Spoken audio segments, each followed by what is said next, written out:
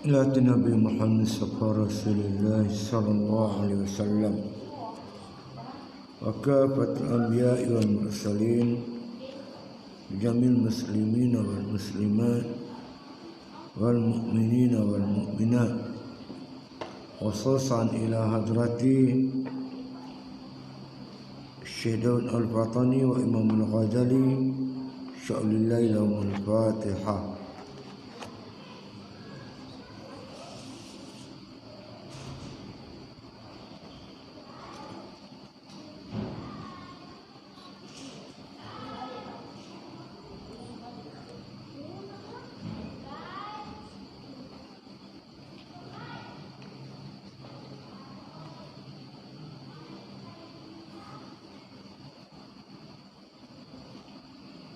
Bismillahirrahmanirrahim. Alhamdulillahi rabbil alamin. Wassalatu wassalamu ala asyrafil anbiya wal mursalin wa ala alihi wa sahbihi ajma'in. Qala musannif rahimahullah ta'ala fi kitabih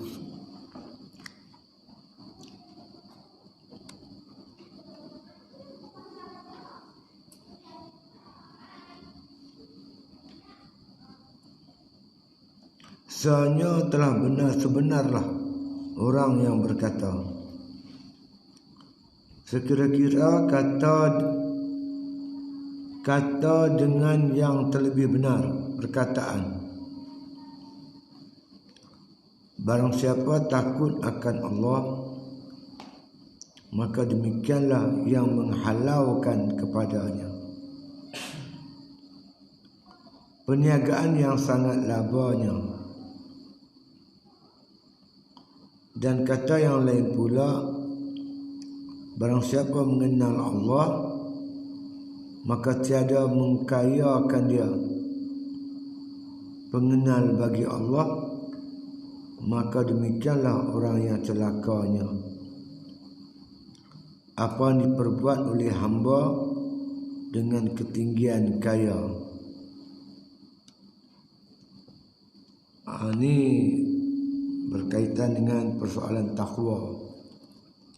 Setelah Imam Ghazali memukakan 12 kemuliaan orang yang bertakwa, maka disimpulkan 12 itu jadi 3. Apabila makna kata dikembalikan kepada matlamat hidup, iaitu beribadat kepada Allah. Untuk beribadat kepada Allah ni ada 3 usul, 3 asal. Yang pertama, kita perlukan taufiqut ta'ah, kekuatan untuk buat taat. Yang kedua, kita memerlukan ibadat yang kita buat tu cantik, sempurna. Dan yang ketiganya, supaya kita berhajat supaya ibadat kita dimakbulkan oleh Allah, diterima oleh Allah. Di ketiga-tiga ni semuanya takwa. Untuk mendapat taufiqut ta'ah perlu ada sifat takwa. Innallaha ma'al muttaqin. Allah bersama-sama orang bertakwa, artinya Allah tolong orang bertakwa untuk melakukan taat. Yang kedua juga bergantung pada takwa untuk mencantikkan amal. Yuslih lakum a'malakum. Allah mengelokkan amalan kamu, amalan orang yang bertakwa. Yang ketiga, kita berhajat supaya ibadat kita dimakbul oleh Allah, diterima oleh Allah. Syarat terima amal pun bergantung kepada takwa. Innama yataqabbalullahu minal muttaqin. Allah cuma terima ibadat orang yang bertakwa. Jadi berkisar soal amal ni semuanya takwa. Dan Imam Ghazali buat kesimpulan. Jadi kebahagiaan dunia dan akhirat, makna kata dia punya midar tu, pusingan dia tu takwa. Dia punya perkara yang cukup penting ialah takwa. Dengan atas dasar itu kata musannif rahimahullah ta'ala, sanya telah benarlah orang yang berkata. Dia ambil kata-kata orang yang berkata, Siapa berkata ni? Dalam syarah tu ada sebut. Dalam satu syair dipetik, ada orang berkata berkaitan dengan persoalan takwa ini. Dia kata apa? Sekira-kira kata dengan yang terlebih benar perkataan. Perkataan yang tepat, yang betul, yang hak. Apa katanya? Barang siapa takut akan Allah, manittaqallah, siapa yang takwa akan Allah. Takut di sini makna takwa. Barang siapa bertakwa kepada Allah, maka demikianlah yang menghalaukan kepadanya. Bila seorang tu makna bersifat takwa kepada Allah, maka dia akan halau orang tu pergi kepada Allah. Mana membawakan orang tu rapat dan dekat dengan Allah Subhanahu wa taala. Jadi kalau kita nak mendekatkan diri kepada Allah, kena ada sifat takwa. Dengan melakukan ketakwaan, patuh segala perintah Allah, takut kepada Allah, junjung perintah Allah. Macam disebut oleh Imam Mujahid, at-taqwa huwa an yuta'a fala yuqsa, wa an yuzkara fala yunsa, wa an yushkara fala yukfara. Takwa memberi arti an yuta'a fala yuqsa. Allah Ta'ala ditaati, tidak sama sekali diderhakai. Taat tak derhaka. Wa an yuzkara fala yunsa. Allah Ta'ala diingati dan tidak dilupai. Wa yushkara fala yukfara. Allah Ta'ala disyukur akan nikmat dia, sama sekali tak dikufurkan akan nikmat Allah. Jadi amalan-amalan inilah yang membawa kita dihalau ataupun diheret kepada Allah Subhanahu wa taala, mendekatkan diri kita kepada Allah. Perniagaan yang sangat laba, kita memilih takwa, ini satu perniagaan yang amat laba, amat menguntungkan. Tak sama orang bertakwa beribadat dengan orang tak bertakwa. Orang bertakwa ibadatnya Tuhan terima. Ibadatnya dipercantikkan oleh Allah. Ibadat dia yang dia boleh buat ibadat dengan pertolongan Allah. Semua ni takwa. Orang tak bertakwa, ibadat dia Tuhan tolak. Dia buat ibadat tak cantik. Jadi semua terhimpun dalam persoalan takwa. Ini kata perniagaan yang sangat laba dan untung. Kemudian dia kata yang lain pula. Ada ulama lain, ada orang buat lain pula. Dia punya syair dia. Apa dia kata? Barang siapa mengenal Allah, yang siapa mengenal Allah Ta'ala, ma'rifah akan Allah Ta'ala, maka tiada mengkayakan dia, maka tiada mengkayakan dia pengenalan bagi Allah. Siapa yang mengenal Allah, ma'rifatullah, maka tiada mengkayakan dia, maka dia tak kaya, di mana dia fakir. Dia berhajat kepada Allah. Kita kenal Tuhan, lagi kuat berhajat kita kepada Allah. Sebab kita kenal semua ni daripada Allah. Nak ibadat Allah, nak mengelokkan amal Allah, nak terima amal Allah, mana kita sentiasa berhajat kepada Allah. Antumul fuqara'u ila Allah. Kamu tu fakir di sisi Allah, kamu tu berhajat kepada Allah. Sebab apa Tuhan kaya? Istighna'ul ilahi an kulli ma siwahu. Terkaya Allah Ta'ala daripada segala sesuatu. Wa iftikharu kullu ma adahu ilaih. Maka berhajat semua makhluk kepada Allah. Bila kita kenal Tuhan, kita tak kaya, makna kita miskin, kita berhajat, kita bergantung, berharap semuanya kepada Allah Subhanahu wa taala. Cara mengkayakan dia, pengenal bagi Allah. Makna kita berhajat, makna kata untuk mengenal Allah Ta'ala tu amatlah perkara yang makna kata menghajatkan kita. Kita perlu sangat mengenal Allah. Araftu Rabbi bi Rabbi. Mengenal aku akan Tuhanku dengan Tuhanku. Kita boleh mengaji saja, tapi nak mengenal Allah Ta'ala ni anugerah daripada Allah. Banyak pensyarah-pensyarah universiti di luar negara tu, tak, dia sendiri tak Islam, dia sendiri kafir. Dia punya syarah hebat-hebat. Kadang Yahudi pun jadi pensyarah agama, pensyarah usuluddin, tapi dia sendiri tak beriman kepada Allah. Nak beriman kepada Allah, nak makrifah Allah, ini anugerah daripada Allah Subhanahu wa taala. Kita berhajat kepada Allah.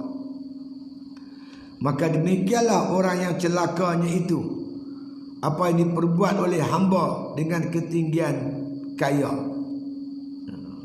Demikianlah orang yang celaka, orang yang makna kita dicelakakan oleh Allah Ta'ala, tak mengenal Allah Ta'ala, kufur dengan Allah.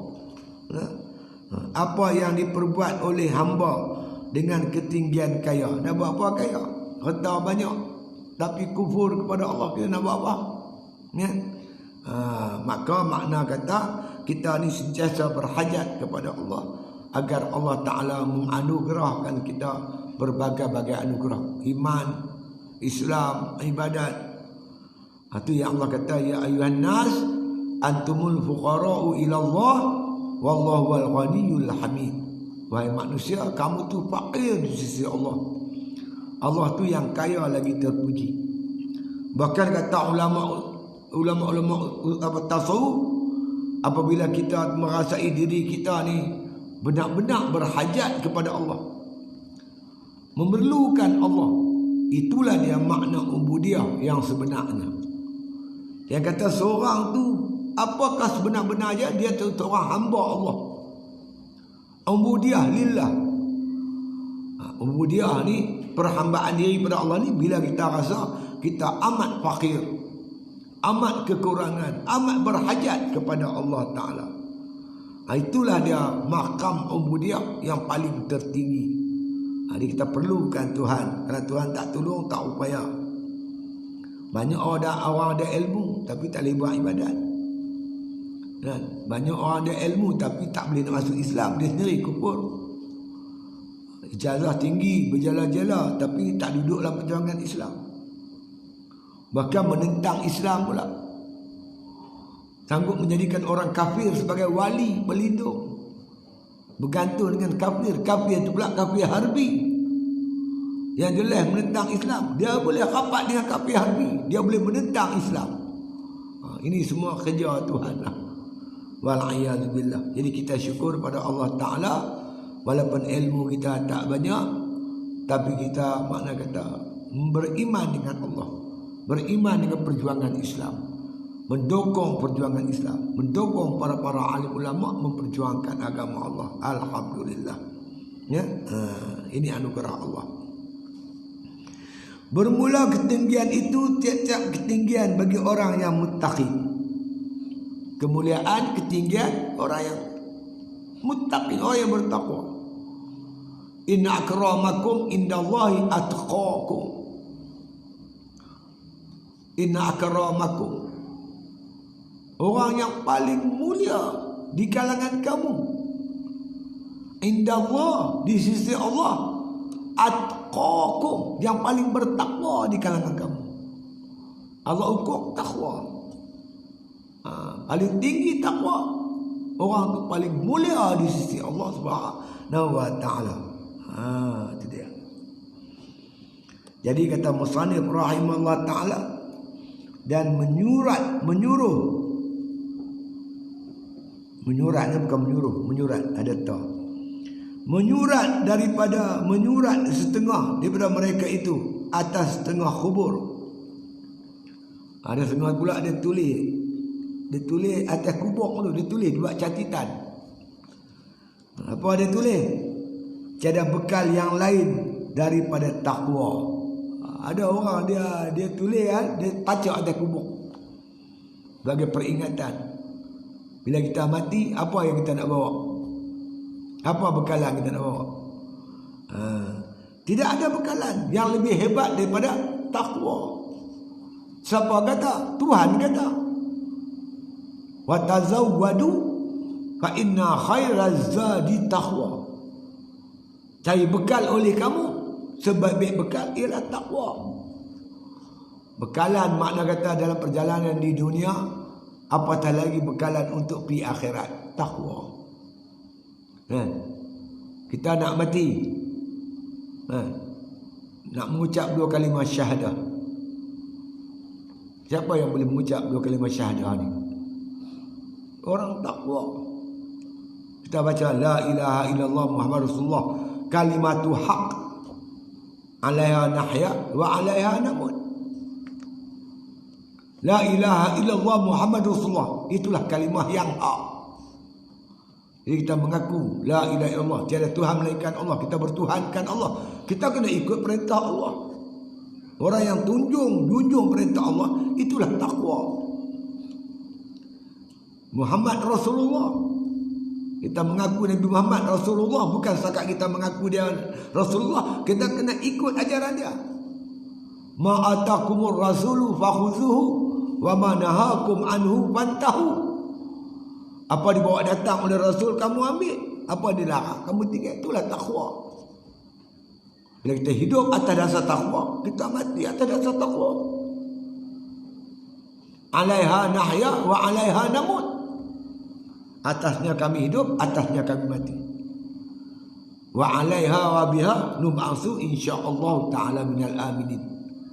Atasnya kami hidup, atasnya kami mati. Dengannya dan atasnya, atas kalimah ini, kami akan dibangkitkan di padang mahsyar besok dalam keadaan aman sentosa. Bekalan takwa. Ya, bekalan nak mati pun takwa, hidup pun takwa. Hingga ada orang tulis terkubur sebaik bekalan ialah takwa. Kita mati apa lagi ada? Apa yang kita buat di dunia lalu ada? Itu yang akan makna kata diambil kira sebagai bekalan. Ya, tiada bekalan yang lain daripada takwa. Maka ambil olehmu atau tinggalkan. Kemudian maka ambil olehmu, ambillah sifat takwa ataupun tinggal. Nak ambil kata ambil, tu pun lama dah kita. Nak bahagia ambil, tak mau bahagia tak apa, ikut suka kita. Wa hadainahu najdain, kami bentang kamu 2 jalan. Ada jalan mendaki, ada jalan menurun. Jalan ni ada mendaki, ada menurun. Wa hadainahu najdain, kami bentang kamu 2 jalan. Ada jalan mendaki. Jalan mendaki ni jalan syurga. Jalan menurun, jalan masuk neraka. Menurun ni mudah, mendaki ni payah. Jalan syurga ni jalan payah. Ala innal jannata hufat makarah bil makarah wa innan nara hufat bis syahwat. Kata Nabi, sesungguhnya syurga itu dikelilingi oleh perkara yang mendukacitakan. Makarah, kamu benci, jalan susah. Nak masuk syurga ni jalan susah. Wa innan nara hufat bis syahwat, sedangkan neraka dikelilingi oleh perkara yang disuka oleh syahwat, benda yang mudah. Jadi mendaki jalan syurga, walaupun payah, itulah jalan pergi syurga. Jalan mudah, jalan masuk neraka. Mudah tapi neraka. Lumayan tak payah, yang ni tak payah, yang ni tak payah, semua minta payah. Itu jalan neraka. Maka Allah tanya, falaq tahamal aqabah, kenapa kamu tak memilih jalan mendaki, jalan susah? Walaupun susah, itulah jalan selamat, jalan syurga. Allah tanya, falaq tahamal aqabah, kenapa tak pilih jalan mendaki? Pulang pada kita, nak bahagia, biasalah susah dulu, berakit-rakit ke hulu, berenang-renang ke tepian. Sakit dulu, senang kemudian. Mana boleh senang tanpa sakit? Kena sakit dulu. Jadi ini jalan bahagia, jalan syurga, jalan takwa. Ambil olehmu atau tinggalkan. Nak ambil, tak mau pun tak apa. Imam Ghazali cuma bentang kita, supaya fikiran kita terbuka. Baik kita pilih mana jalan selamat. Kemudian tilik olehmu asal yang satu. Ni Imam Ghazali nak bicara pasal takwa lagi ni. Apa dia asal yang satu itu?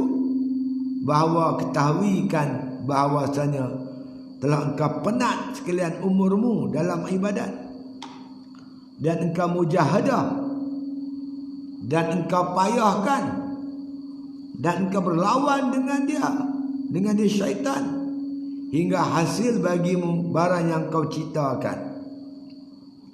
Kita duduk atas muka bumi ni, kita tahu matlamat hidup kita ibadat. Habis masa kita main mengaji, nak beramal. Nak beramal pula susah, kena mujahadah. Nak bangun malam bukan senang. Nak puasa sunat bukan senang. Nak hafal Quran bukan senang. Susah payah. Habiskan umur kita bersusah payah dalam ibadat. Dan engkau berlawan dengan dia, terpaksa berlawan dengan nafsu, berlawan dengan syaitan untuk buat ibadat tu, hingga hasil bagimu barang yang kau ciptakan. Hingga dapatlah kita buat ibadat, dapatlah kita hafal Quran, dapatlah kita bangun malam. Kan? Tiadakah di dalam kelakuan sekalian itu pada terimakan bagimu? Yang kita buat ibadat susah payah ni, kita nak apa? Kita nak supaya ibadat kita Tuhan terima. Kita mengaji, kita nak menuntut ilmu ni Tuhan terima, Tuhan redha. Bangun malam kita Tuhan terima. Apa kerja buat kita nak Tuhan terima. Berjuang sampai masuk penjara, kena kurung, macam-macam kena. Ada yang kerja kena buang kerja. Kawan-kawan kena kerja ni kena buang.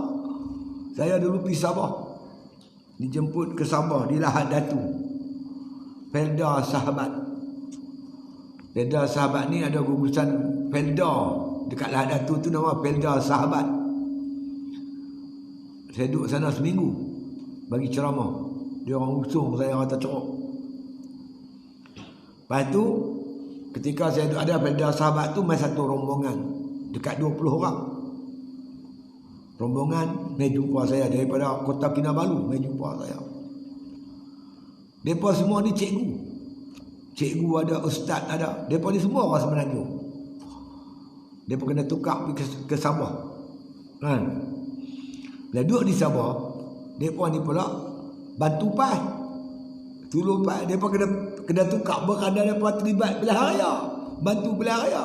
Cikgu-cikgu ni kena tukar pergi Sabah. Di Sabah pun dia buat kerja juga.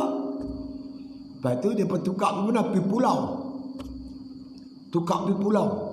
Saya duk faham pulau ni macam Pulau Pangkok. Pulau Langkawi, Pulau Pangkok. Tak apalah Pulau Pangkok. Elektrik ada, api air semua ada kan. Oh, dia berkata bukan macam Pulau Pangkok, Ustaz. Pulau di Sabah tu pulau sungguh. Tempat dia mengajar tu, pelajar ada 5 orang. Mereka main sekolah berkasut tak pakai. Sekolah tu pula elektrik pun tak ada. Hayat pakai telaga. Dia kata sekolah kebangsaan ada, sekolah menengah tak ada. Nak bawa anak isteri meduk, anak nak sekolah di mana? Sekolah menengah tak ada. Duduk sana pening kepala tak? Dia kata duduk sana tu, duduk di pulau tu mengajar budak 5 orang. Petang-petang nak usrah pun ada orang. Tak ada siapa. Dia seorang-seorang dia. Dia kata dia beli sampan, pergi mengai. Petang-petang pergi mengai. Duduk bertahun dekat 5 tahun dia. 5-6 tahun. Baru dia pindah main ke ni, ke Kota Kinabalu lah, ke Lahad Datu lah, mana lah. Macam-macam kena. Punya susah payah dalam perjuangan tu. Jadi kita nak apa?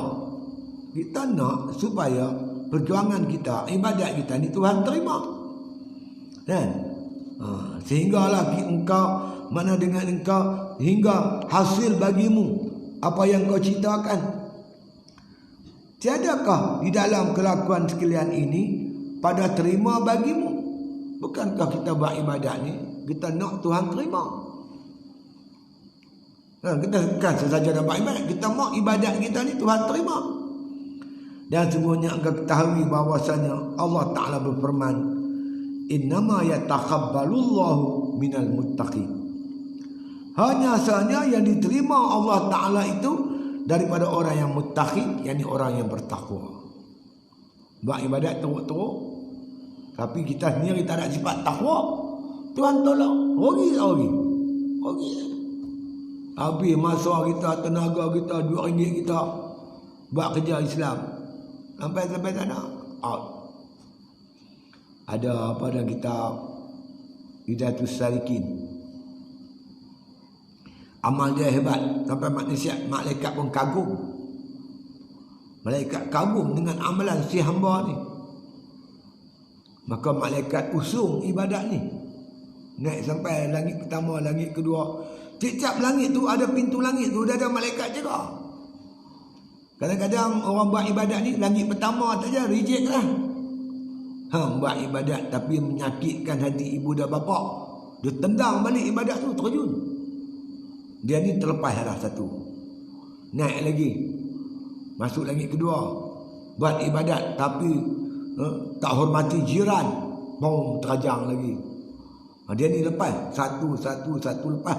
Sampai langit ketujuh lepas. Malaikat semua kagum dengan ibadat dia. Bercahaya ibadat tu. Sampai depan Tuhan, Tuhan kata apa? Oh, hebat hang ni. Malaikat aku pun hang tipu. Malaikat aku pun hang tipu. Malaikat bukan tahu hati kita. Dia tengok zahirnya.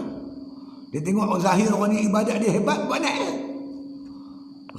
Hamba ibadat kerana manusia. Untuk orang puji. Tapi minta pahala dekat dia, jangan minta kat aku. Pergi hempuk kepala orang yang buat ibadat tu. Bukan senang nak lepas piu. Kita buat ibadat teruk-teruk, last sekali Tuhan tak terima. Pasal apa? Kerana Tuhan letak syarat, innama yatakabbalullahu minal muttaqin. Hanya saja yang diterima Allah Ta'ala itu ibadat tadi ni daripada orang yang muttaqin, orang yang bertakwa. Balik kepada takwa juga. Maka kembali pekerjaan kamu sekaliannya kepada takwa. Lihatlah di situ juga. Orang yang jenis mengaji ni susah hati kan. Tuhan terima ke ibadat aku dak ni. Jadi orang yang lalu tak buat apa ni, dia relax lah. Relax lah, apa tak kata. Dia buat ibadat betul ke, tak betul ke, ikhlas ke, tak ikhlas, tak usah hati. Orang beriman cukup usah hati, takut-takut. Umurnya yang digunakan untuk buat ibadat selama ni sia-sia. Tak diterima amal oleh Allah Ta'ala. Seorang syekh, dia ada seorang murid. Anak murid dia tu duduk mengaji kat dia lama. Lepas tu tok guru dia mati. Dah tok guru dia, syekh dia mati. Dia sayang kat syekh dia ni. Lepas tu berjangka masa yang panjang, satu hari dia terlampau rindu kat syekh dia. Dia pun sembahyang hajat, minta doa pada Allah supaya mempertemukan dia dengan tok guru dia. Satu malam dia tidur, dia bermimpi jumpa tok guru dia. Apa habaq syekh? Syekh dia kata habis semua dah. Cuma tinggal 2 rakaat di tengah malam. Yang dia duk mengajar lah apa semua, Tuhan tak nilai. Yang Tuhan nilai bangun malam 2 rakaat. Yang tu yang ikhlas sungguh. Mengajar ni belum tentu. Setengah tu kalau yang mengaji tu 7-8 orang pun, tok guru yang mengajar pun mengantuk boleh macam ya. Kalau yang main mengaji beratus-ratus, tu dia sembagat. Saya mengaji kan, ada seorang tok guru. Kami mengaji 2 orang. Saya dengan kawan saya, nama dia Bamat, saya panggil dia Bamat. Dia driver Mada. Saya masa tu kerja hospital. Kami pakat 2 orang, hari Jumaat kita pergi mengaji dekat Ustaz Awang. Ustaz Awang seorang lagi ya, tok guru saya yang tinggal Pondok Lanai. Kami 2 orang pergi mengaji. Bawa kita apa tahu? Kita tusubian. Tak Awang mengajar. Dia mengajar. Orang duduk hendak. Ramai mana yang nak mengaji? 2 orang ya. Dua orang mengajak baca 100. Oh tu dia punya ikhlas. Kita kalau 2 orang, labang kita lena. Betul. Kalau orang ramai, wah bersemangat dia macam ya. Peraya buat ibadat ni, kan senang. Tuhan nak terima bagi hamba-Nya yang bertakwa. Semuanya punca dia di situ. Kalau Tuhan terima, ibadat kita tinggilah nilai dia. Tuhan tak terima, tak ada harga apa langsung. Jadi bersungguh-sungguhlah kita pakai dengan pakaian takwa. Bersifat dengan sifat takwa. Sentiasa taat perintah Allah. Takut larangan-larangan Allah. Ada perasaan takut pada Tuhan tu. Itu dia. Ya. Maka kembali pekerjaan kamu sekaliannya kepada takwa. Semua balik di situ. Dan kerana demikian itu diriwayat daripada Aisyah radhiyallahu anha berkata ia tiada mencengangkan Nabi dengan sesuatu daripada dunia dan tiada mencengangkan dia oleh seorang melainkan yang mempunyai takwa. Ini Aisyah kata. Nabi tak cengang, tak heran, tak rasa kagum dengan sesuatu daripada dunia. Orang banyak harta, pangkat besar, Nabi tak heran. Tiada mencengangkan dia oleh seorang melainkan yang mempunyai takwa. Jadi Nabi makna kata kagum, rasa hebat orang yang ada sifat takwa. Macam apa seorang laki-laki namanya Uwais Al-Qarni. Uwais Al-Qarni ni dia orang Yaman. Tapi dia tak pernah jumpa dengan Nabi sallallahu alaihi wasallam. Dia hidup zaman Nabi, tapi dia tak pernah berjumpa dengan Nabi.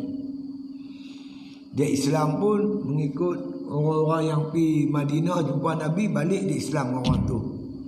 Dia beriman dengan Nabi, dengan dengar berita Nabi je. Dia tak pernah jumpa Nabi. Jadi dia teringin sangat nak jumpa Nabi. Tapi yang menjadi halangan dia, mak dia tua, mak dia sakit, selalu sakit. Dia seorang yang jaga mak dia. Dia anak tunggal. Bila sampai satu ketika dia terlampau rindukan Nabi, nak berjumpa sangat dengan Nabi, dia bagi tahu mak dia, minta izin mak dia nak pergi ke Madinah nak jumpa Nabi. Mak dia izinkan. Dia kumpul sikit duit, dia kerja gembala kambing, upah gembala kambing. Bukan kambing dia ambil upah bela kambing.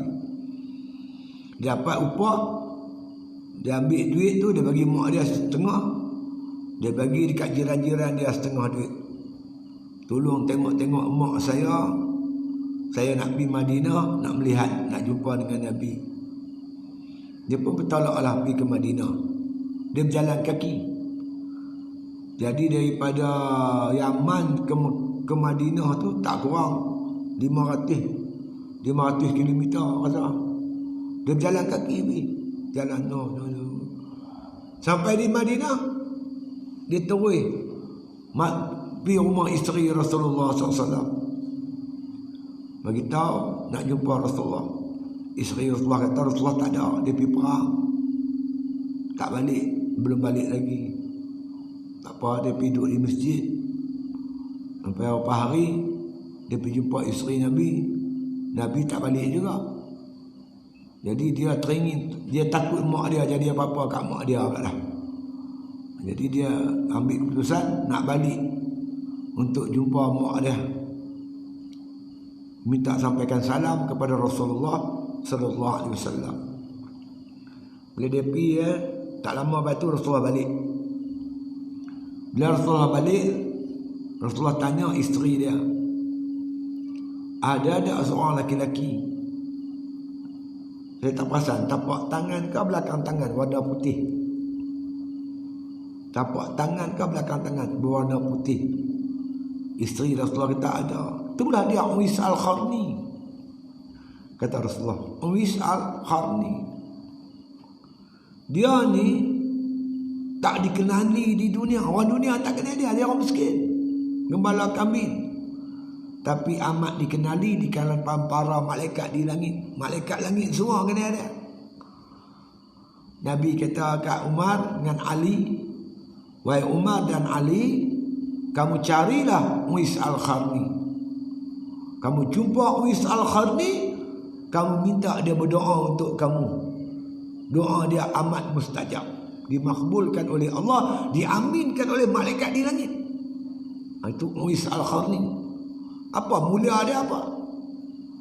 Dia orang miskin. Orang Melayu kata ibarat melukut tepi gantang, ada pun tak ada apa, tak ada pun tak apa. Orang tak heran dengan dia. Orang dunia tak pandang dia, tapi penghuni langit, itu Uwais Al-Qarni. Sifat sebab apa? Sebab dia ada sifat takwa. Dia cukup hormat mak dia, ambil berat hai orang, jaga ibadat dia, cukup hebat. Lama hingga Rasulullah wafat, dia pun duk cari Uwais Al-Qarni. Kalau ada kabilah-kabilah dari Yaman, dia bawa Umar dengan Ali pergi cari. Ada Uwais Al-Qarni. Lama-lama Rasulullah wafat, satu hari ada rombongan daripada Yaman, kabilah Yaman datang. Daripada orang ni, Ali dengan Umar terus pergi tanya-tanya. Ada seorang namanya Uwais Al-Qarni. Apa yang ada? Apa? Tak ada apa. Tengok macam orang biasa. Tapi doa dia Tuhan makbul. Uwais Al-Qarni. Pasal apa? Sebab ketakwaan dia yang tinggi tadi. Inna akramakum indallahi atqakum.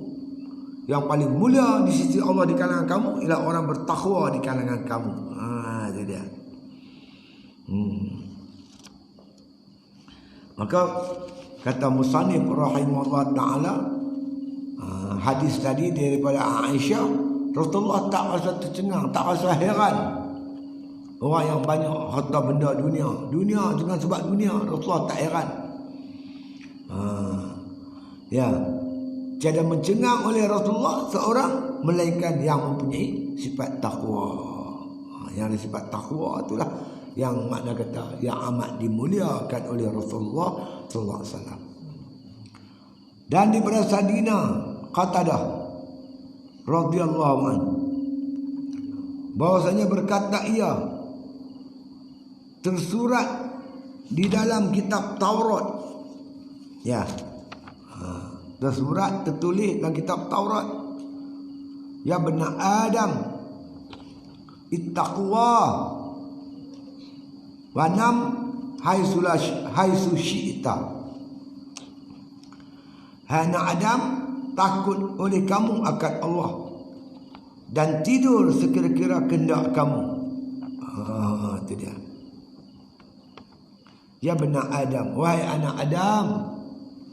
Kata dalam kitab Taurat tu Allah berfirman, wahai anak Adam, ittaqillah, bertakwalah kamu kepada Allah.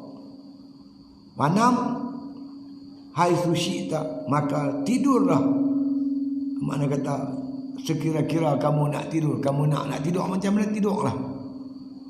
Bila kamu bersifat takwa, buatlah apa pun, insya-Allah dipelihara oleh Allah Subhanahu wa taala. Tak perlu takut lagi orang buat naya kat kita ke apa ke. Tidur nak tidur. Duduk lautan rimba nak tidur. Duduk di padang pasir nak tidur. Nak berjalan. Kalau kamu ada sifat takwa, tidurlah sekehendak kamu. Maknanya jalanlah ke mana kamu nak, duduklah di mana kamu nak duduk. Insya-Allah kamu akan dipelihara oleh Allah Subhanahu wa taala. Itu makna dia. Hai anak Adam, takut olehmu akan Allah Ta'ala dan tidur sekira-kira kehendak kamu. Tidurlah, buatlah. Makna buatlah apa nak buat. InsyaAllah orang bertakwa ini, maka makna Allah Ta'ala pelihara perbuatan dia. Kita buat apa pun Tuhan redha, Tuhan rahmati, terpelihara. Ada satu hadis qudsi agak panjang hadis tu. Allah berfirman, la yazalu yataqarrabu ilayya bin nawafili hatta uhibbahu. Sentiasalah hamba aku yang menuntut hampir kepadaku dengan memperbanyakkan amalan-amalan sunat, sehingga aku kasih kat dia. Dengan mengerjakan amalan sunat banyak ni, kita dikasihi oleh Allah, dekat dengan Allah, dan Allah kasih kat kita. Kemudian Allah berfirman, bila Allah kasih kat kita, dia memegang dengan tangan Tuhan, dia berjalan dengan kaki Tuhan. Makna dia memegang tangan Tuhan tu, dengan tangan Tuhan tu, makna apa yang dia buat semua Tuhan retuk. Tuhan pelihara tangan dia daripada buat maksiat. Tuhan pelihara mata dia daripada melihat maksiat. Tuhan pelihara telinga dia daripada nak mendengar maksiat. Kalau benda tak elok, dia sendiri benci nak dengar. Benda tak elok, dia sendiri tak mau tengok. Hati dia tak teringin benda-benda yang tak elok. Sebab hati dia, anggota dia dipelihara oleh Allah. Allah kata tidurlah. Sekira-kira kamu nak tidur, maknanya macam tu, buatlah apa nak buat pun, InsyaAllah kamu akan dipelihara oleh Allah, sebab kamu ada sifat takwa. Sebab tu kita perlu sifat takwa. Dia ada dua macam. Satu orang ni ahlul ibadah, satu ahlul inayah. Ahlul ibadah ni, dia nak buat ibadat, dia terpaksa berperang dengan hawa nafsu, dengan syaitan. Dia nak bangun malam, dia terpaksa mujahadah. Itu dipanggil ahlul ibadah. Satu lagi ahlul inayah, orang yang mendapat pertolongan daripada Allah. Allah bagi dia kekuatan, Allah bantu dia. Innallaha ma'al muttaqin. Allah tolong orang bertakwa, Allah permudahkan dia untuk melakukan taat kepada Allah Ta'ala. Jadi pertolongan Allah dalam bentuk mudah buat ibadat. Dia dengan sendiri benci dengan maksiat. Maksiat dia tak mahu tengok, dia tak mahu dengar, dia tak mahu ambil kalau bukan hak dia. Dengan sendiri itu Allah mai perasaan-perasaan tu. Itulah dinamakan kekuatan takwa. Jadi kita kena ada benda ni, baru kita boleh terpelihara diri kita daripada maknanya segala bentuk maksiat dan dosa di atas muka bumi Allah Subhanahu wa taala ini. Itu dia. Kemudian kata musannif rahimahullah taala, dan telah sampai kepadaku daripada Amir bin Khais bahwasanya ia menangis tatkala hendak mati. Ini sama cerita akan datang. Seorang ulama nak mati, dia menangis, nak mati dia menangis. Dia takut apa yang dia takut. Wallahu a'lam. Al-Fatihah.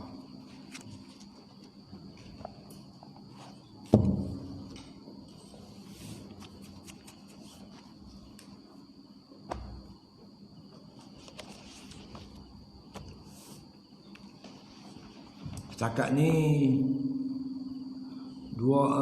ada 11 orang nak beli lembu, 11 ekor. Kita import 25 ekor. 11 dah ada orang ni apa nama, tempah lah. Jadi kita ada lagi 14 ekor lagi. Ya, insya-Allah dia ada masa lagi ni, insya-Allah. Dekat-dekat nak korban tu dia main ligat lagi lah. Ni tahun ni kita buat percubaan. Kita cuba tengok macam mana. Tahun depan kita tengok lagi lah macam mana keadaannya. Kalau mesin kita tu boleh operasi cepat, insya-Allah. Ana baru ni ana telefon kawan yang jadi ahli majlis daerah Taiping, minta dia pergi Haji Ibrahim, minta dia pergi Tenaga Nasional. Saya mak balik permohonan kita tu. Dia kata mengikut kata Tenaga Nasional, dia kata cuma tukar fuse ya. Fuse yang ada tu 30. Dia tanya dah Tenaga Nasional 30, dia boleh tukar habis 100. Yang tu dia kata kontraktor boleh buat. Cuma cek balik dengan kontraktor kita. Kalau boleh cepat. Dan lembu tu nak main. Kalau dapat makanan lepas sawit ni kurang lah kuas dia tu. Rasanya kalau tukar api saya cepat kan, payah lama kan. Yang payah tukar kabel. Cuba tanya tengok. minta ni cek-cek balik abang kami lembu korban ni kata nak bagi makan.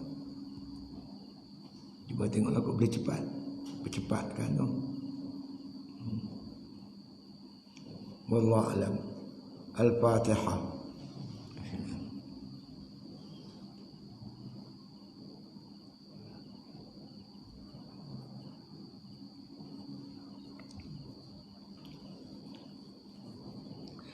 Bismillahirrahmanirrahim. Alhamdulillahil alamin. Salatu wassalamu ala asyrafil anbiya wal mursalin wa ala alihi wa sahbihi ajma'in. Rabbana atina min ladunka rahmatan wa hayyi' lana min amrina rashada. Allahumma rzuqna hubba man ahabbak wa ma yuqarribuna ila hubbik waj'al hubbaka ahabba ilaina min al-ma'il barid. Wa sallallahu ala khair khalqi Muhammadin wa ala alihi wa sahbihi sallam walhamdulillahi bil alamin. Allah